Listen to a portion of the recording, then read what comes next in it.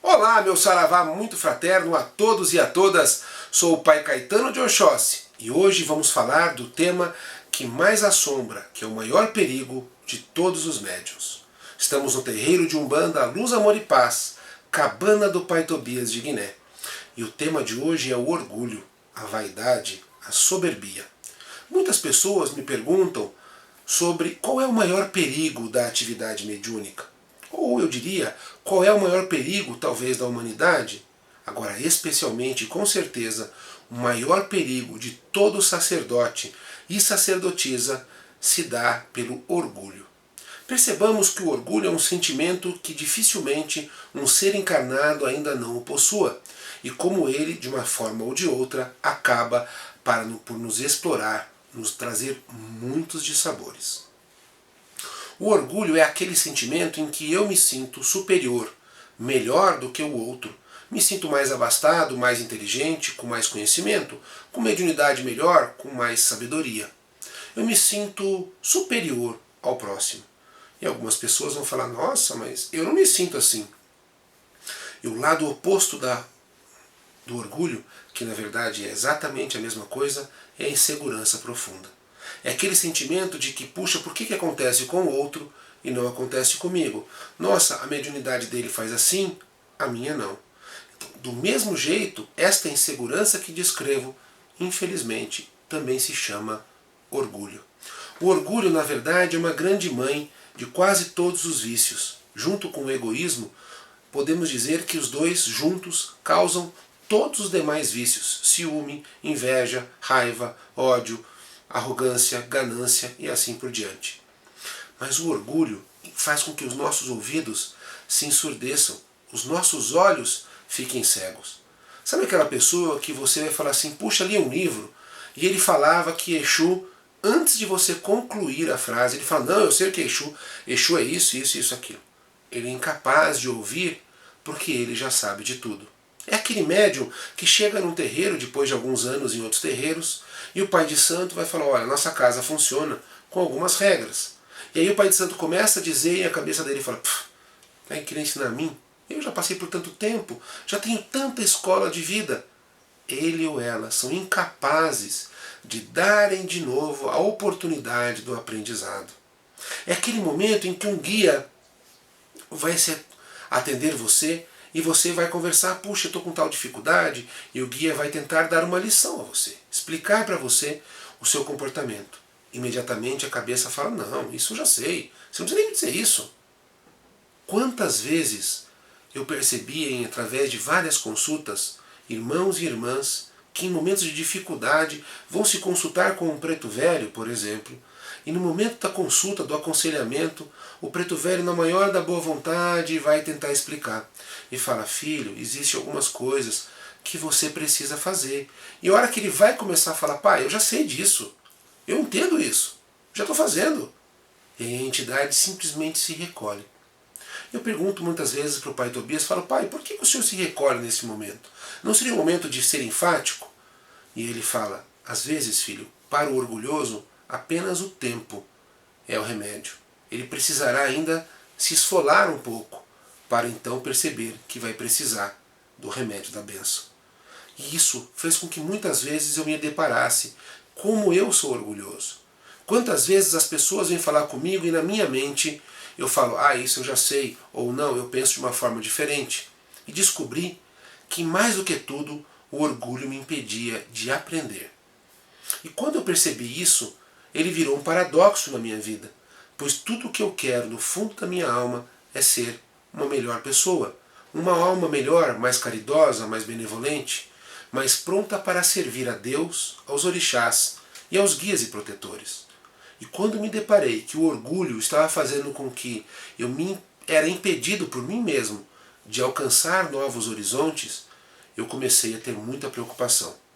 Mas foi um outro sentimento que me causou maior problema.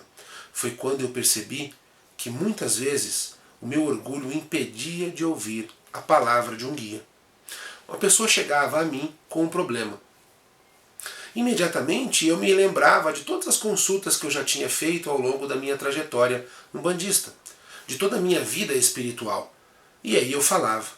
E aí eu falava assim, quem falou? Eu? Caetano? Ou foi a entidade que me intuiu?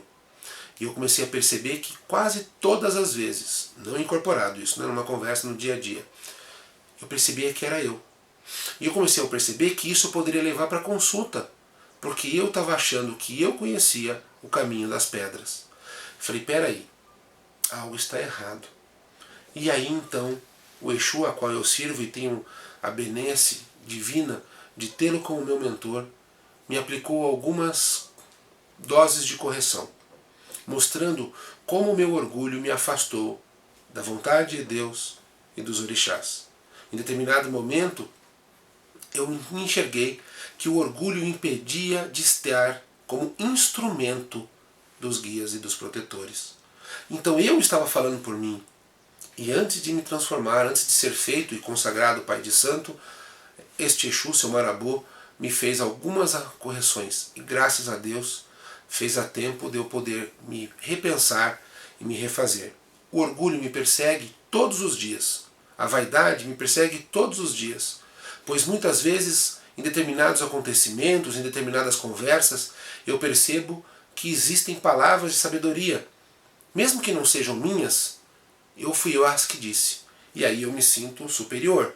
Imediatamente eu rezo e peço, Deus, me perdoe, pois eu ainda não compreendi o tamanho da minha existência, que o meu erro não contamine o meu próximo, pois a maior dificuldade foi perceber que não era um problema que estava causando a mim, mas eu estava impedindo o outro de encontrar Deus. O orgulho, ao cegar e ao nos deixar surdos, faz com que nós nos achemos melhores que os pretos velhos, melhores que os caboclos, do que os Exus. E não serve só para as entidades.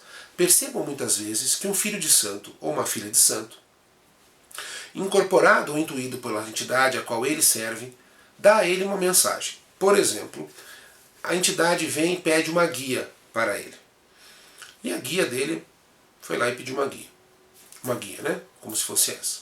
Aí ele chega para o seu dirigente e o dirigente fala, não, não está na hora, ou não vamos fazer isso nessa casa, ou eu não quero que use essa guia por este momento. O médium imediatamente se revolta e fala, como assim? Foi o guia que falou. Que guia? O guia que você serve. Será que ele não estava só mostrando para você a guia que você precisaria num futuro?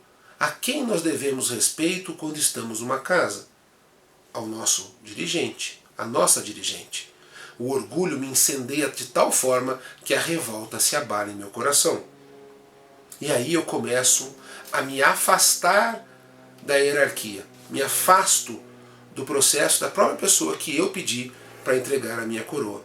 Muitas vezes a pessoa fala assim, eu quero ser um dirigente, eu quero ser um pai de santo, eu quero ser uma mãe de santo de Umbanda.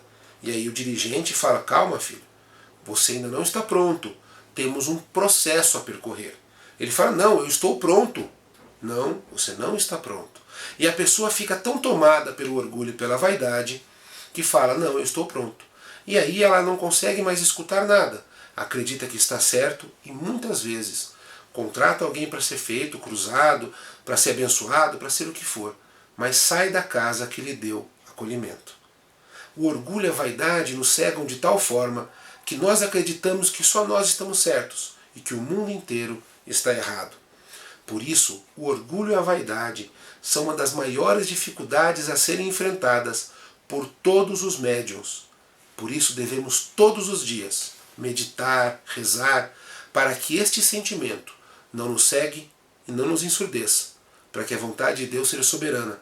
Por isso é fundamental termos com quem conversar. O nosso babalorixá, a nossa alorixá, os nossos irmãos de fé. Às vezes você já é um babalorixá. Então não perca a capacidade de ouvir o seu irmão, a sua irmã. Conviva com os outros, nem que seja de forma remota, como estamos fazendo através deste vídeo, porque é fundamental que nós busquemos incessantemente a humildade. E nisso eu só posso pedir a todos os pretos velhos e a todas as pretas velhas, por favor, meu pai, por favor, minha mãe, me ajudem a encontrar o caminho da humildade, que eu aprenda a domar a adversidade do orgulho, pois ele me cega e me ensurdece. Me ajude a encontrar o caminho da verdade. E desta oração eu faço a todos os dirigentes e a todos os médiuns, que todos nós possamos vencer o orgulho por meio da humildade.